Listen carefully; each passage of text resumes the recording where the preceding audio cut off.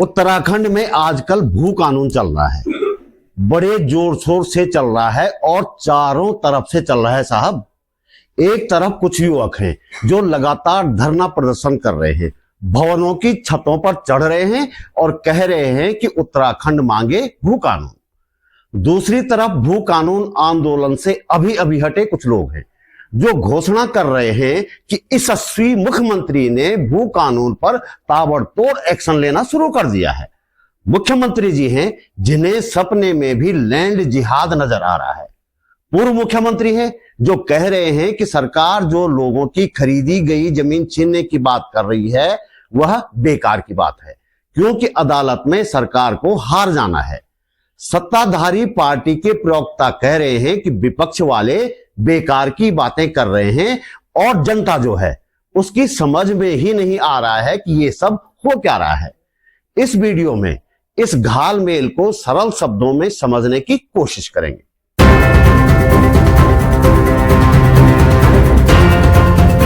नमस्कार, बात बोलेगी चैनल पर आपका स्वागत। मेरा नाम है त्रिलोचन भट्ट और मैं करता हूं जन सरोकारों की बात। अपनी बात शुरू करूं इससे पहले मैं चाहता हूं कि आप ये वीडियो क्लिप देखें। मैं आज यशस्वी मुख्यमंत्री जी का आभार व्यक्त करना चाहती हूं, पूरे उत्तराखंड वासियों की तरफ से, सारी मातृशक्ति की तरफ से। और हमने जो 84 दिन का अनशन किया था, हमारे भू कानून जो हमारे हिमाचल की तर्ज में भू कानून की मांग थी, आज हमारे यशस्वी मुख्यमंत्री जी उसको पूरा करने जा रहे हैं। हमें पूरी उम्मीद है कि ये काम तुरंत ही हमको सब के आगे दिखने जा रहा है। और जो हो सकता है आप इन महिला को जानते हो, मैं तो नहीं जानता। दावा कर रही हैं कि इन्होंने भू कानून के लिए 84 दिन का अनशन किया था। साथ में कह रही है कि यशस्वी मुख्यमंत्री भू कानून जल्द बनाने वाले हैं। अब एक वीडियो दूसरा भी देख लीजिए। माननीय मुख्यमंत्री जी ने एक सशक्त भू कानून तैयार किया है हिमाचल की तर्ज में, तो उसका स्वागत है। अगर हमारे यशस्वी मुख्यमंत्री ने ऐसा एक मसौदा तैयार किया है भू कानून के लिए, ये हमारे लिए बड़े गर्व का विषय है। हमारा आंदोलन जो है सफल हुआ है, उसके लिए वो बधाई के पात्र हैं। अगर उन्होंने ऐसा मसौदा तैयार किया भू कानून का, हम विगत कई सालों से इसके लिए संघर्षरत थे। ये कह रहे हैं कि मुख्यमंत्री ने भू कानून का एक शानदार मसौदा तैयार किया है, उस मसौदे से ये गदगद हैं। मुख्यमंत्री की तारीफ करते नहीं थक रहे हैं, लेकिन इन्होंने वीडियो में ये नहीं बताया कि ये मसौदा मुख्यमंत्री ने इनके कहने पर बनाया है या फिर बनाकर इनके घर गए थे और इन्हें दिखाया था, क्योंकि पब्लिक डोमेन में तो ऐसा कोई मसौदा कहीं है नहीं। सरकार ने भी अब तक इस तरह के किसी मसौदे की बात नहीं कही है। अब पूर्व मुख्यमंत्री हरीश रावत का बयान देख लीजिए। कह रहे हैं कि सरकार जो अवैध तरीके से खरीदी गई जमीन को छीनने की बात कर रही है उसका कोई बेस नहीं है। मामले अदालत में जाएंगे तो सरकार बैकफुट पर आ जाएगी। उधर बीजेपी के प्रवक्ता तो सबसे विद्वान ठहरे, सबसे ज्यादा विद्वान ठहरे। कह रहे हैं कि भू कानून पर विपक्ष गलत राजनीति कर रहा है। वैसे विपक्ष ने अभी तक इस पर कुल जमा कितनी राजनीति की है यह तो हमें जानकारी नहीं है। पूरी ताकत के साथ विपक्ष ने इस पर राजनीति की होती तो आज पूरे के पूरे पहाड़ धन्ना सेठों के हाथों में नहीं होते, वे हमारे पास ही होते। खैर, अब जरा इस मामले के सबसे महत्वपूर्ण पहलू यानी भू कानून आंदोलन की बात करें। ये युवा राज्य के अलग अलग हिस्सों में प्रदर्शन और रैलियां कर चुके हैं। इनकी रैलियों में खूब भीड़ उमड़ रही है, पर दिक्कत यह है कि भू कानून की जो मूल आत्मा है वह इनके आंदोलन में कहीं नहीं है। गाहे बगाहे इनका यह आंदोलन क्षेत्रवादी और सांप्रदायिक भी लगने लगता है। इस आंदोलन में आमतौर पर ऐसे लोगों को बड़ी संख्या में देखा जा सकता है जो प्रत्यक्ष या परोक्ष रूप से सत्ता से जुड़े हुए हैं। दूसरी बात यह कि इनके पास भू कानून को लेकर न तो कोई ब्लूप्रिंट है न आम राय। इस राज्य में भू कानून पर गहराई से नजर रखने वाले गिने चुने लोगों में से कुछ के साथ ये युवा बात तो करते हैं, लेकिन मुझे बताया गया है कि जानकार इन्हें जो बताते हैं उसे ये युवा या तो गायब कर देते हैं या केवल उस हिस्से को सामने रखते हैं जो इनके काम का होता है। असली बात तो बोलते ही नहीं है। मैं आने वाले दिनों में ऐसे लोगों से बात करके इस चैनल पर उनकी बात रखने का प्रयास करने वाला हूं। अब सरकार की भी सुन लीजिए। सभी जिला अधिकारियों से अवैध रूप से जमीन खरीदने वालों का ब्यौरा मांगा गया है। दावा किया जा रहा है कि जिन्होंने गलत तरीके से जमीन खरीदी है उनसे जमीन छीन ली जाएगी।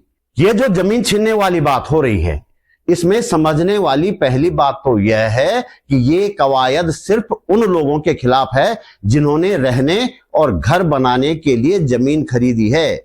मसलन यदि मैं नियमानुसार घर बनाने के लिए 250 वर्ग मीटर जमीन खरीद लेता हूं और इसी के साथ मैं अपनी पत्नी के नाम से भी इतनी ही जमीन खरीद लेता हूं, तो दूसरी 250 वर्ग मीटर जमीन अवैध मान ली जाएगी। दावा है कि इस 250 वर्ग मीटर जमीन को सरकार छीन लेगी। हरीश रावत कहते हैं कि अदालत में सरकार की नहीं चलने वाली है। लेकिन इससे पहले मैं जानना चाहता हूं कि आपके पास ऐसा कौन सा फार्मूला है जिससे आप पता लगा लोगे कि मैंने अवैध रूप से जमीन खरीदी है। मसलन कोई व्यक्ति 250 वर्ग मीटर जमीन रुद्रप्रयाग में और इतनी ही अपने किसी सगे संबंधी पत्नी के नाम पर अल्मोड़ा में खरीद लेता है, तो आप उसे कैसे टैली करेंगे? अखबारों पोर्टलों में एक खबर बड़े जोर शोर से चलाई जा रही है कि सरकार के जमीन छीनने के फैसले से अवैध रूप से जमीन खरीदने वालों में हड़कंप है।